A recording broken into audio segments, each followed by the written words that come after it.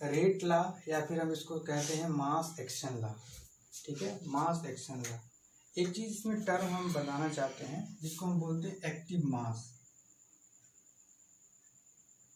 Active mass, active mass क्या होता है? कोई भी केमिकल रिएक्शन है जो रिएक्टेंट का कंसंट्रेशन, यानी कि जो रिएक्टेंट प्रोडक्ट में कन्वर्ट हो रहा है, जो भी कंसंट्रेशन रिएक्टेंट का प्रोडक्ट में कन्वर्ट हो रहा है, उसी को हम क्या बोलते हैं? Active mass.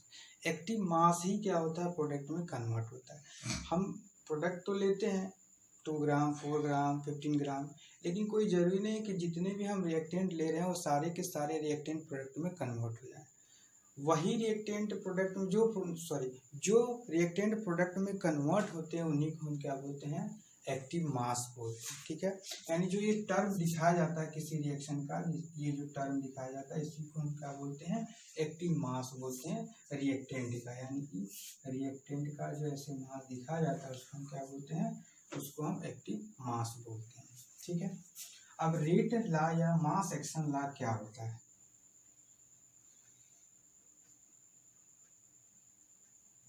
Rate of a reaction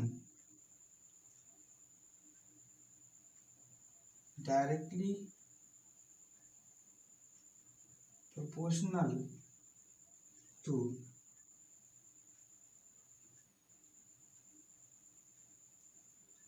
their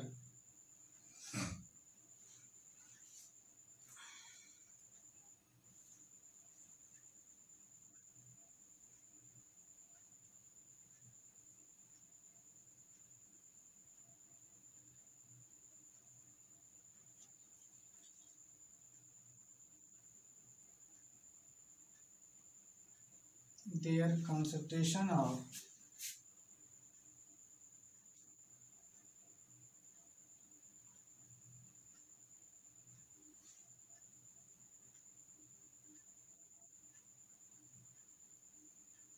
directly proportional to the product of concentration of reactant, product of concentration of a reactant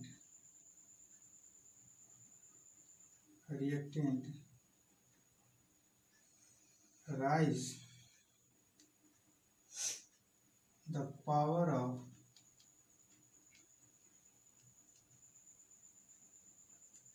stoichiometric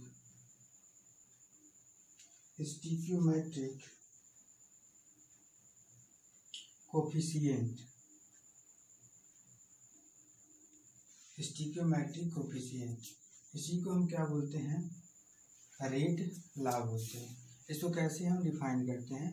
यानी आर जो है हमारा रेट लॉ, जिसको हम बोलते हैं minus D R upon D T, ये directly proportional होता है। यानी हम सिर्फ सिंपल क्या लेते हैं? आर ही लेते हैं। ठीक है, तो आर यानी rate of reaction directly proportional होता है कंसंट्रेशन। यानी कोई भी हमारा रिएक्शन मान लीजिए ए है प्लस बी है और ये कन्वर्ट हो रहा है पी में, तो रेट ऑफ रिएक्शन क्या बोलता है? यानी रेट लॉ क्या बोलता है? Rate of reaction is directly proportional to the concentration of product of reactant raising the power of stoichiometric. यानी कोई यहाँ पे स्टिकियोमेट्रिक होगा, कोफिशिएंट होगा, उसी के टर्म में हम उसको डिफाइन करते हैं। अब ये है कि किसी किसी केमिकल रिएक्शन में क्या होता है कि यहाँ पे ऐसे लिख दिया जाता है, जैसे मान लीजिए कि लिख दिया गया ए बी और ये पी, तो यहाँ पे दिखाया जाता है कि आर डायरेक्टली प्रोपोर्शनल होगा किसके? A concentration of A, concentration of B और raising the power of coefficient A and B. नहीं, ये सिर्फ पॉसिबल तभी है जब ये क्या होगा? एलिमेंट्री रिएक्शन होगा।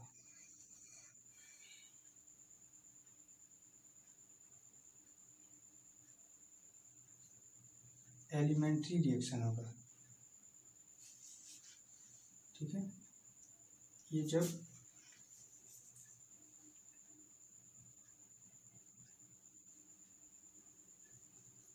एलिमेंट्री रिएक्शन होगा तभी ये पॉसिबल होगा। अदरवाइज जो स्टिक्योमेट्रिक कोफिशिएंट होता है वो कोई जरूरी नहीं कि इस रिएक्शन के आगे जो कोफिशिएंट न्यूमेरिकल वैल्यू होती है वही उसका पावर होता है, ऐसा कुछ नहीं है, ठीक है। ये एलिमेंट्री रिएक्शन के लिए ही सिर्फ क्या है पॉसिबल है, एलिमेंट्री रिएक्शन के लिए ही उसका जो न्यूमेरिकल वैल्यू जो कोफिशिएंट आता है वो उसके ऑर्डर के बराबर होता है, इसलिए ऐसा लिख दिया जाता है, ठीक है। और जो स्टिक्योमेट्रिक कोफिशिएंट होता है रेट लॉ में जो स्टिक्योमेट्रिक कोफिशिएंट होता है उसके स्टिक्योमेट्रिक कोफिशिएंट को अगर हम ऐड करें तो उसी को हम बोलते हैं ऑर्डर ऑफ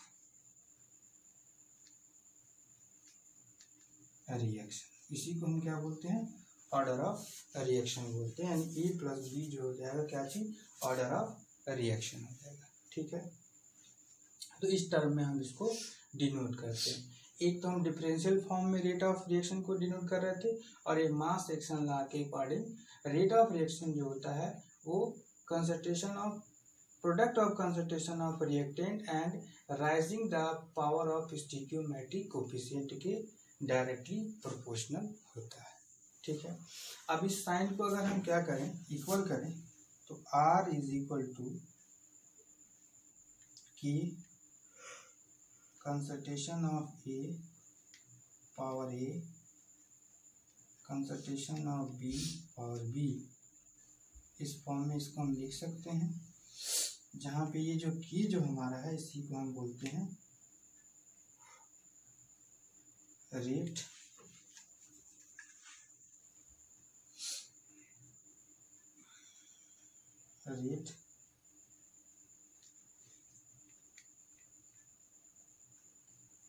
कांस्टेंट, इसको हम बोलते हैं वेलोसिटी कांस्टेंट, ठीक है। तो ये हमारा है रेट कांस्टेंट या वेलोसिटी कांस्टेंट।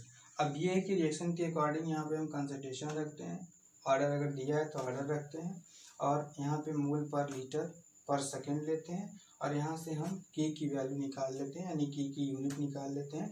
कंसंट्रेशन हर एक ऑर्डर के लिए अलग अलग होता है, फर्स्ट ऑर्डर के लिए अलग होता है, सेकंड ऑर्डर के लिए अलग होता है, ठीक है, फर्स्ट थर्ड ऑर्डर के लिए अलग अलग इनकी यूनिट होती है। हर एक ऑर्डर के लिए रेट कांस्टेंट की यूनिट क्या होती है, अलग अलग होती है। चलिए हम देखते हैं unit of rate constant, unit of rate constant.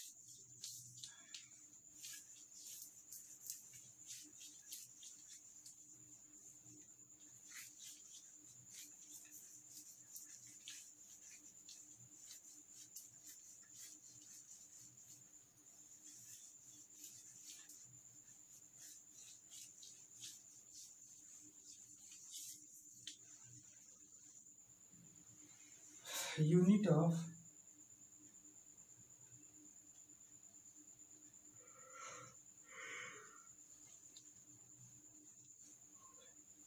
Rate constant, पहले हम लेते हैं जीरो ऑर्डर के लिए।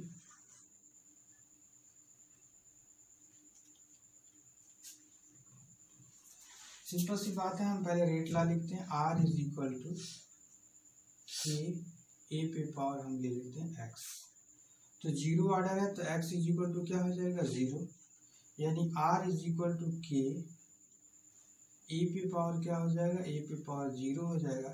It means R is equal to क्या हो जाएगा, के हो जाएगा, यानी कि जो हमारा के की यूनिट होगी वो होगी मोल पर लीटर सेकेंड।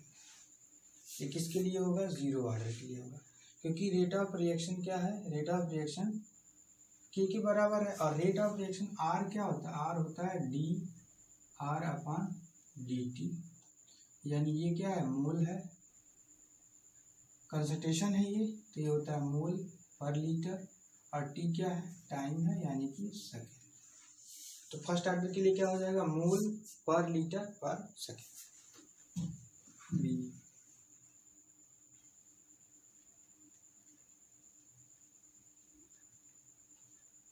फर्स्ट ऑर्डर देखते हैं।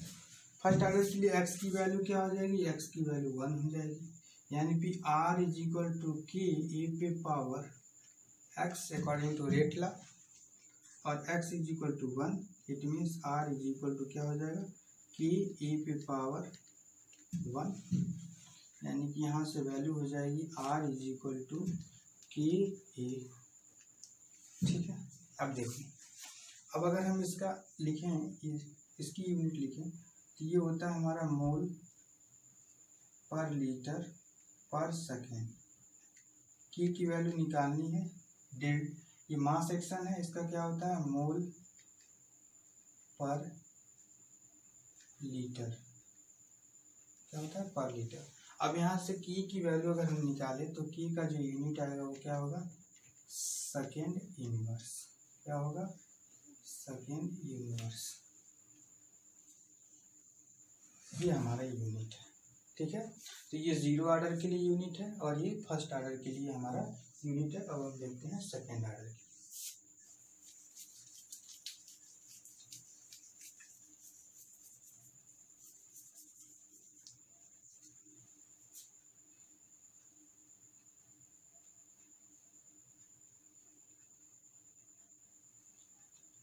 सेकेंड ऑर्डर तो r इज इक्वल टू हो जाएगा हमारा कि e पे पावर x, और सेकेंड ऑर्डर के लिए x की वैल्यू क्या होगी 2, तो r इज इक्वल टू हो जाएगा k e पे पावर 2, यहाँ से हो जाएगा मोल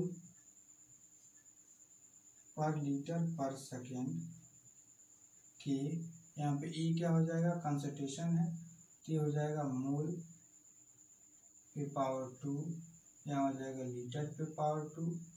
ठीक है, मोल पर लीटर यही कंसंट्रेशन होता है। तो एक मोल कैंसिल हो जाएगा, एक मोल इधर आएगा तो इन्वर्स हो जाएगा, यानी कि जो के की वैल्यू आएगी वो क्या हो जाएगा, के की वैल्यू जो आएगी यहाँ से अगर हम इसको सिंप्लीफाई करें तो देखो मोल कैंसिल हो जाएगा, एक मोल बचेगा तो यहाँ हो जाएगा मोल इनवर्स। अब देखो लीटर से लीटर कैंसिल हो गया, लीटर इधर रह जाएगा तो क्या हो जाएगा, लीटर हो जाएगा। ठीक है, सेकेंड तो ऑलरेडी नीचे है तो ये हो जाएगा सेकेंड यूनिवर्स, यानी कि हम इसको और सिंप्लीफाई करें तो के इज इक्वल हो जाएगा लीटर पर मोल पर सेकेंड, ये हो जाएगा सेकेंड ऑर्डर के लिए हमारा रेट कांस्टेंट की यूनिट हो जाएगी। ठीक है, तो रेट कांस्टेंट की यूनिट यहाँ पे क्या हो जाएगी, लीटर पर मोल पर सेकेंड। ठीक है, सेकेंड ऑर्डर तक ही हमसे पूछा जाएगा बोर्ड में, उससे ज़्यादा पूछा भी नहीं आता, कंपटीशन में भी नहीं पूछा जाता है। तो आगे हम बढ़ते हैं। एक न्यूमेरिकल सॉल्व करते हैं इस पे।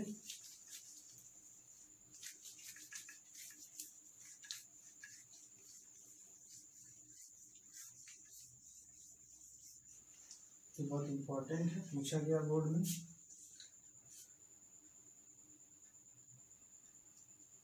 इससे मान लीजिए कंसंट्रेशन ए लेते हैं, कंसंट्रेशन बी लेते हैं और रेट लेते हैं।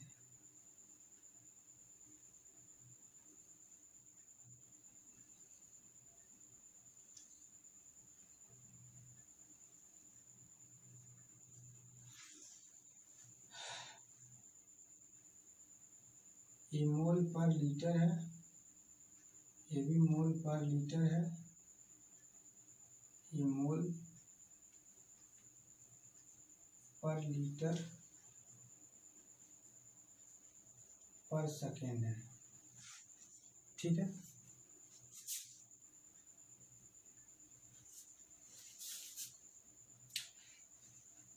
जीरो पॉइंट 0.1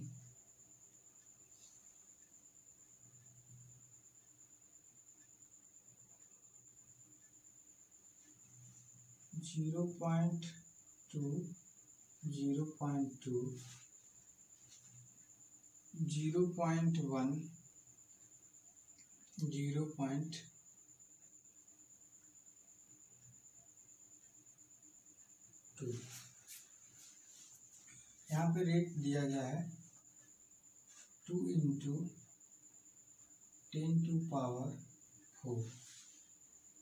-4, ठीक है। 4 × 10⁴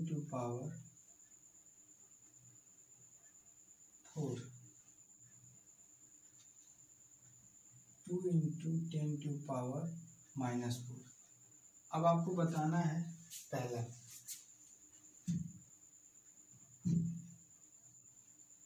overall order of a reaction, B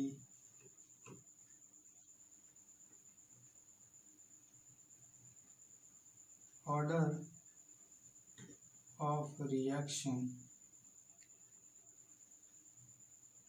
with respect to A and B, ठीक है। ए और बी के रिस्पेक्ट में ऑर्डर ऑफ रिएक्शन आपको बताना है और ओवरऑल ऑर्डर ऑफ रिएक्शन बताना है। इस तरह से जब न्यूमेरिकल दिया जाए तो हम क्या करते हैं, सबसे पहले किसी एक कंसंट्रेशन को हम कांस्टेंट कंसीडर करते हैं और दूसरे कंसंट्रेशन को हम वैरी करते हैं, उसके रिस्पेक्ट में हम ऑर्डर ऑफ रिएक्शन देखते हैं, ठीक है। तो अगर हम ऑर्डर ऑफ रिएक्शन का फार्मूला देखें, यहाँ पे ये जो रिएक्शन हो रहा है किसके बीच हो रहा है, ए प्लस बी, और ये बन रहा है आपका मान लीजिए प्रोडक्ट। ए और बी क्या है आपका, ए और बी जो है रिएक्शन हम लिखते हैं यहाँ पे ए प्लस बी मिलके प्रोडक्ट का फॉर्मेशन करते हैं। तो इस रिएक्शन के लिए हम रेट ला लिखें तो रेट ला क्या हो जाएगा, आर के ए पे पावर एक्स और बी पे पावर वाई, और जो ऑर्डर ऑफ रिएक्शन है वो क्या है, एक्स प्लस वाई है, वही हमारा ऑर्डर है। अब हमें एक्स और वाई की वैल्यू निकालनी है, तो हम क्या करते हैं, सबसे पहले इसको हम मान लेते हैं ये हमारा इक्वेशन 1 है, इक्वेशन 2 है और इक्वेशन 3 है। तो हम इसको 1 मान लेते हैं, 2 मान लेते हैं और 3, ठीक है। अब सॉल्व करते हैं।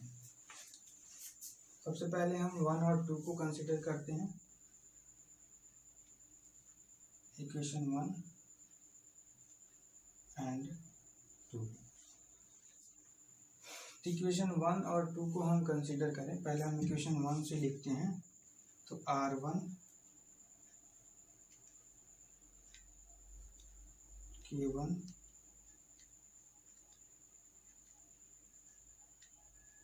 A1 PX B1 PY, ठीक है।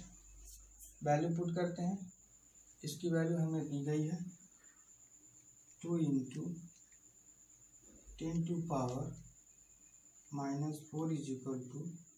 K1, और ए की वैल्यू हमारे पास B1 है, कितना है 0.2 पे पावर x, और यहाँ पे 0.1 पे पावर y, ये हो जाएगा इक्वेशन 1। इसी तरह से हम इक्वेशन 2 लेंगे,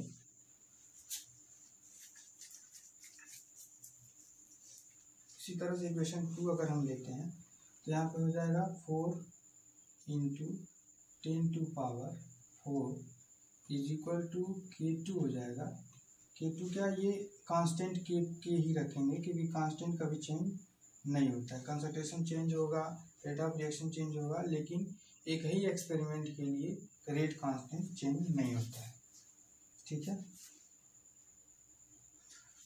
तो यहाँ पे वैल्यू हो जाएगी सेकेंड वाले इक्वेशन से 0.2 पे पावर कितना हो जाएगा x, 0.2 पे पावर हो जाएगा y, ये हो जाएगा इक्वेशन 2। अब इक्वेशन 1 और 2 से हम सिंप्लीफाई करेंगे, इक्वेशन 2 और इक्वेशन 1 से सिंप्लीफाई करते हैं, तो 4 × 10⁻⁻4 / 2 × 10⁻⁻4 K/K, यहाँ पे हो जाएगा 0.2 पे पावर x यहाँ नीचे हो जाएगा 0.2 पे पावर x, यहाँ हो जाएगा 0.2 पे पावर y, और यहाँ हो जाएगा 0.1 पे पावर y। तो यहाँ से ये वैल्यू कैंसिल हो जाएगा, ये वैल्यू कैंसिल हो जाएगा, बच जाएगा ये। इसकी वैल्यू कितनी आएगी 2, और यहाँ पे क्या आ जाएगा, ये पॉइंट पॉइंट कैंसिल हो जाएगा, ये 2 पे पावर हो जाएगा y।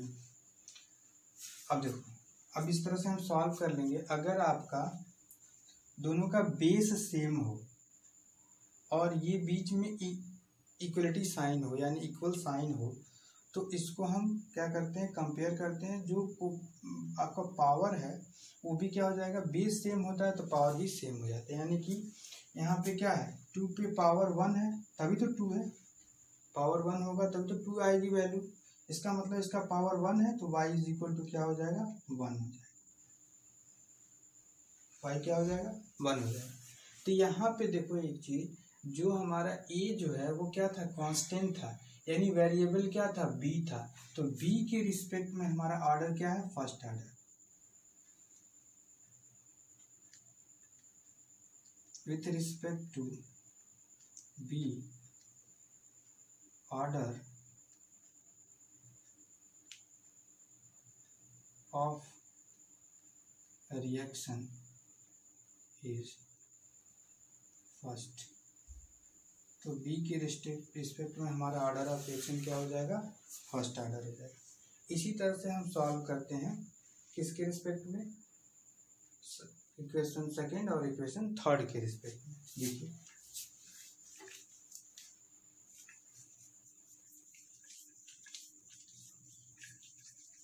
अब हम डायरेक्ट सॉल्व करते हैं। अगर हम देखें इसको तो इसमें वेरिएबल है और ये क्या हमारा कांस्टेंट है। तो पहले हम सेकेंड और थर्ड में लेते हैं। तो अगर सेकेंड और थर्ड का लेते हैं तो यहाँ पे हो जाएगा 0.1 अपॉन 0.2, थर्ड ऊपर लिख दिए, और सॉरी थर्ड है r की वैल्यू 2 पे power -4 upon 4 into 10 to power 4। हमने डायरेक्ट वैल्यू लिखा है, ठीक है। आर हमने लिया ये इक्वेशन या पानी ये इक्वेशन, ठीक है। तो पहले थर्ड को लिए, उस नीचे हमने 2 को लिया।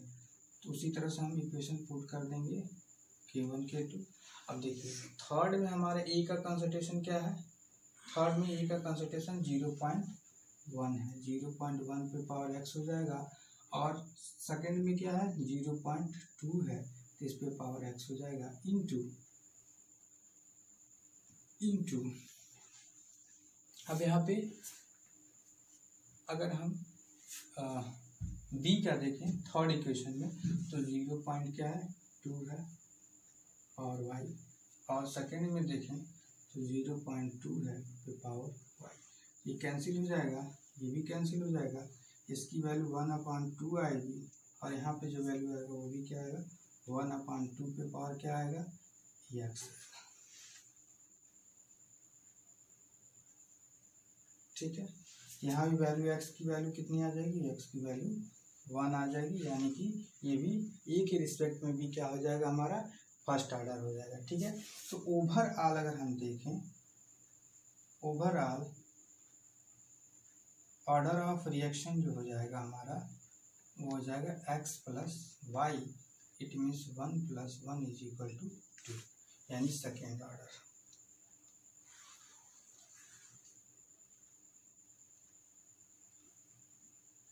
इस तरह से ये न्यूमेरिकल आते हैं बोर्ड में। ठीक है, राइट डाउन।